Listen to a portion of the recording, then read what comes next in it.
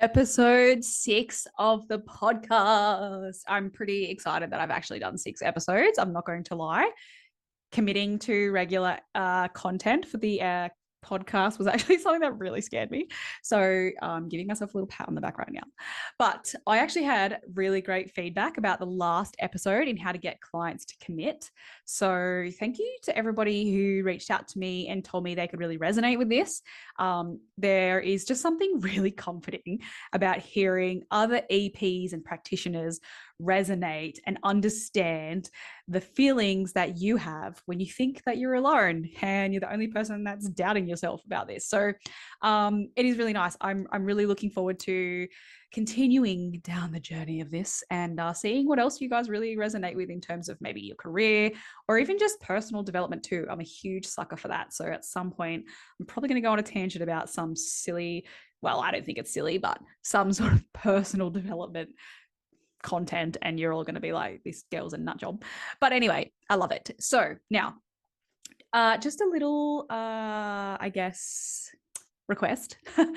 If you find value in this podcast, I would really appreciate this if you could share it on your social media or with a friend, a colleague, send them the links, whatever it is. If you think they would also find value in it, that would be really helpful. I would really love to help more EPs learn about women's health and just generally being able to further your skills as a practitioner, because I secretly, well, I'm not secret about it because I'm telling everybody on a podcast, but I would love to see EPs become like the leading healthcare practitioner that people actively seek out when it comes to getting help for their health, because I think we're really awesome. And no one, I'm sick of being like, oh, you don't know what an EP is? Here, let me explain. Like, it would be nice if people just knew how good we were. So share, basically, moral of the story, share around, spread the word, let's change the industry. Now, before we get into the topic of today, and I'd love to just give you a little bit of a recap on what's been happening in the last 2 weeks for me, because I love hearing about what people are doing behind the scenes, and maybe you do too. So at the moment, I'm chipping away at this month's content for the mentorship program. We are in the 5th month, which is crazy. I can't believe we're in the 5th month. And it's the postnatal module. So we're covering all things recovery from birth, the specifics of pelvic floor function and how it's impacted by various delivery modes. Also, we're talking a lot about how to return clients back to full exercise capacity, including high impact training and high volume training for those more athletic populations. That is one of my favorite things to do. So I'm really looking forward to presenting the webinars to the group. The first one is tomorrow evening. So looking forward to that. I'm also in the middle of a few educational courses because I love learning. They're nothing like major, but some business courses and also some just general knowledge, but I'm going to share more information about them later. So I don't want to like tell you too soon. I'm notorious for signing up to 1,000 different things at the same time because I just want everything in my brain straight away. So if you understand that feeling, then you'll understand that feeling. Now, what else am I doing? Oh, I'm currently in a live launch phase with my one-on-one client programs. So I've been putting together email marketing campaigns and website updates for that. If anyone here does a live launch for a program or a service that you run and you're just getting a group of people at the same time to sign up for something, you can probably imagine that this is actually takes up quite a lot of time and it's quite daunting, to be honest. Sales is something that I have always really sucked at, to be quite honest. So I have a really hard time doing that. And I've had to really work on how I can personally implement this because, you know, if you have a really great service and no one knows about it because you don't know how to market, or they don't really think it's for them because you also don't know how to market, then you can't help people and no one will get your help. So if I'm going to try and help heaps of women, because that's my goal, I have to be able to market and sell stuff. And I hate cringy sales techniques. So I've just avoided sales and just hoped that people found me. But that's not ideal when you're trying to make a business. So I've had to put a lot of effort into that. Now that basically leads me in today's topic of importance. The topic of today's content, the podcast, whatever. I could probably edit that little section out, but I don't have time to edit. So I'm trying to just video and film this all in one go. But let's recap. that brings me to today's topic, which is the importance of having a phased treatment protocol. Kind of comes off the back of last week's episode or last fortnight's episode where we talked about getting people to commit and signing up to like a 12-week program, which is what I do, not what you have to do, but that's my kind of, I guess, business model.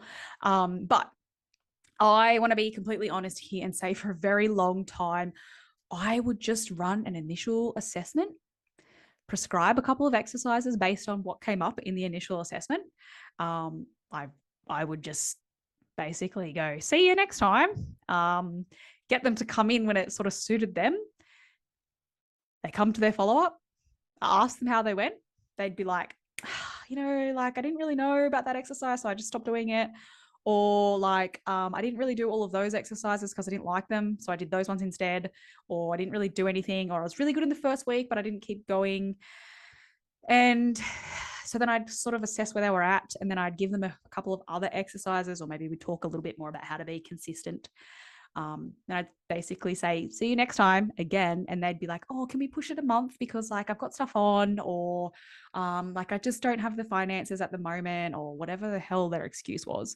And I'd be like, yeah, sure. And in the back of my head, I'm like, mate, we both know you're not going to do this. And we both know you're not going to be adherent to your program, and you don't really care about what I'm trying to do for you. Because if you were, you'd be coming back next week. And I probably just didn't have the balls to tell them, like, you have to be here next week or in 2 weeks because that's when I need to see you. That comes with confidence, clearly. But that's what I did for a very long time and wondered why I wasn't getting anywhere. Anywho, fast forward to now, and I have a solid treatment protocol in place that I have designed based on scientific research and clinical practice, or clinical experience, should I say, because we all know that often the clinical experience tells us way more than the scientific research does.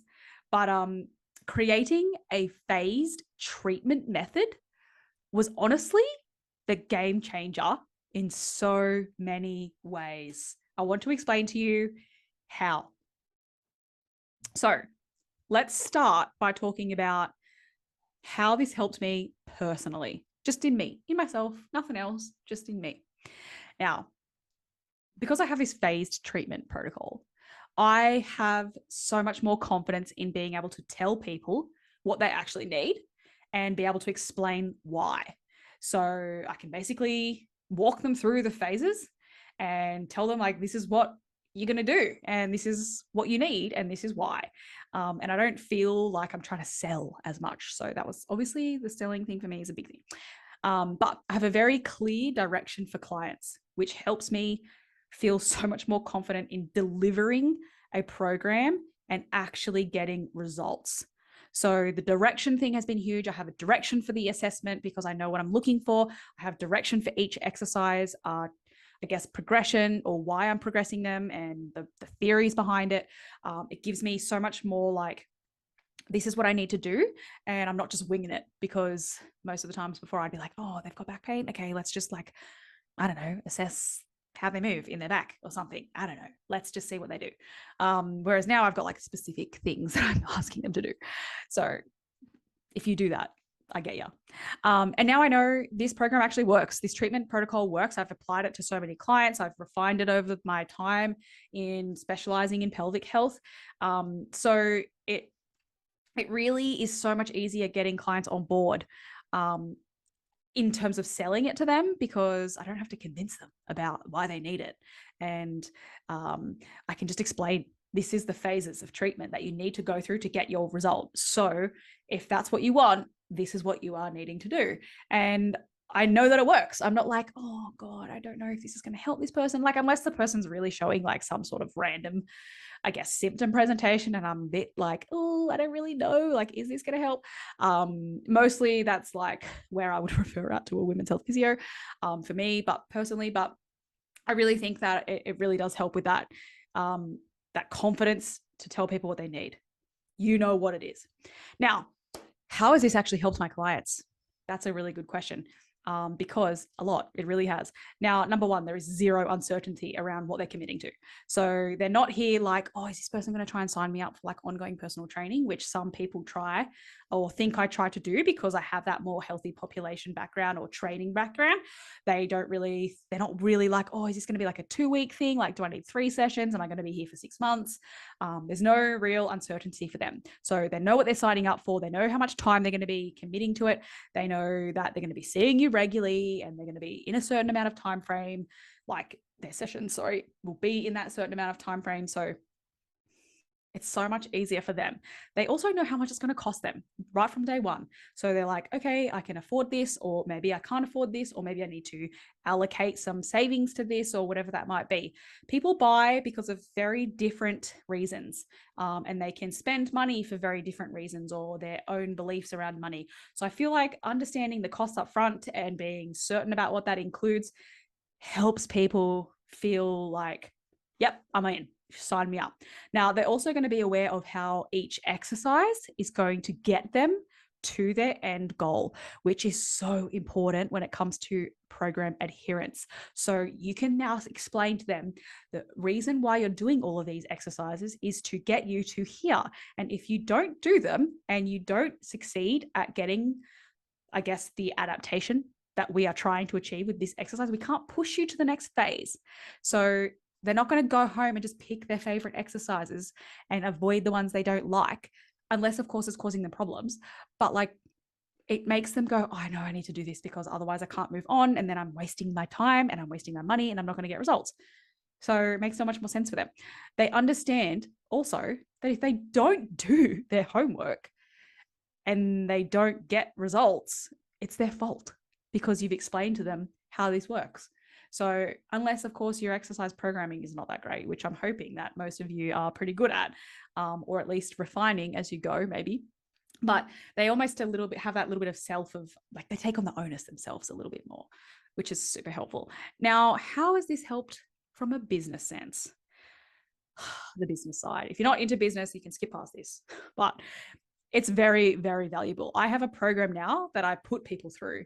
So I know how much that costs per person, and I know how much time that's going to be for that person. So let's say my 12-week program, I know is going to generate a specific amount of income for each person in that 12 weeks. So I know how it's going to impact my business numbers. I know how many people that I might need to have to take on at that time to meet my certain income goals. So it has definitely been a very easy way to navigate business numbers in a sense of meeting specific needs for myself. So that is definitely easier versus like, this client's coming in for an initial, I don't know how long they're going to be here, how much investment are they worth to the business? Who knows? So I had a lot of troubles initially in my early days understanding how important business numbers were and tracking your numbers. And it wasn't until I joined like a couple of random chicks that I met through training in this business group that were like, oh, Courtney, tell me about your business numbers. And I was like, what do you mean? I work 40 hours a week and I have this many clients. And they're like, yeah, but how much income does that generate you? And like, how much is like a per client spend with you? And I was like, I'll be back next week with that answer. And then got completely confused. So if you're not tracking numbers and you're in business, you need to start doing this. You need to learn that because, man, you're just ripping yourself off. You don't even realize. So go do that. Now, also, let's talk about how else this has helped my business. So clients are feeling so much more confident in what they're signing up for, which has made conversion rates so much easier from initial inquiry. So I can advertise the program, obviously, if I wanted to, but once people inquire, converting them over is so much easier. It's because I know what I'm selling. I know how to walk them through the phases. I know that's going to work for them. It's like I have no doubts, so they trust me. It's so much better. I mean, getting them to inquire in the first place is often harder now for me. So really good for that. It has also helped build my reputation as an EP. So much so, obviously. I've dived down pelvic health very much like in a dramatic way, and I only do that. So it's definitely helped me build that reputation around being like the pelvic health EP that I wanted to be. But it has helped me start the mentorship program. So even my reputation as an EP in the industry has changed because I have such a specific approach that I've been able to, other people see this now and they're like, oh, how come I don't know all of this? Or how can I learn all of this? I've developed this treatment protocol that I pretty much now teach in the mentorship program. I've taught it in a face-to-face workshop in a very small format, but I'm able to now pass that on to them so that they can help treat their clients. And I'm sure they're all applying it just the way that I do and seeing the results too, or seeing the importance of that phased treatment. Now, that's how the benefits are of me, my clients, and my business. Now, how is this relevant though, if you're someone who doesn't specialize in something? Because I'm sure you're all sitting there thinking like, Court, hang on a second, mate. Like, I have all of these random conditions. Like, there's no way I can apply a phase treatment protocol to like all of them. Like, they don't fit the same issues or the same sort of treatment. Now, great question. I want to talk a little bit about this because I think it would be so helpful for you to really think about who your key clients are that you tend to see maybe the most, or maybe the ones that you want to work with a little bit more. Maybe you just haven't got them yet. And this would help you bring in new clients that you want to see. So if maybe you're seeing a lot of injury management, who knows? Maybe you're seeing a lot of behavioral management. Maybe you're seeing a lot of clients that are more around mental health. I don't know, who knows what you see, but think about the ones that you maybe see mostly, or that you tend to attract more. That could also be something you can look at, or maybe who you want to attract more. Clients who need progressive overload are usually the ones that this works for a lot better with, or maybe like exposure to things slowly could also help. But think about like how adding layers, how can you like, which clients need layers added slowly over time? That's probably a really good way to sort of think about this in a non-exercise, progressive overloading, strength training type sense.